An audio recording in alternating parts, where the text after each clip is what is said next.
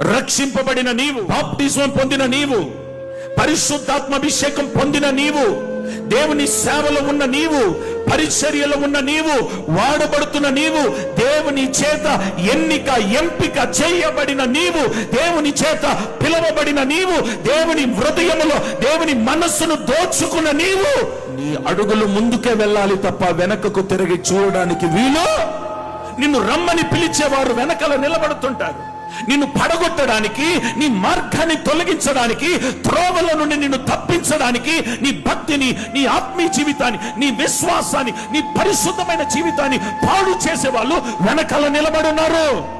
నువ్వు ముందుకు అడుగులు వేస్తుంటే, నువ్వు ముందుకు అడుగులు వేసి చక్కగా దున్నుకుంటూ వెళ్తుంటే, ఆ దున్నేది చూసి, అడుగులు వేసేది చూసి, నీ క్రమాన్ని చూసి, నీ భక్తిని చూసి పాడు చేయాలని దుష్టుడు వెనకాల నిలబడున్నాడు.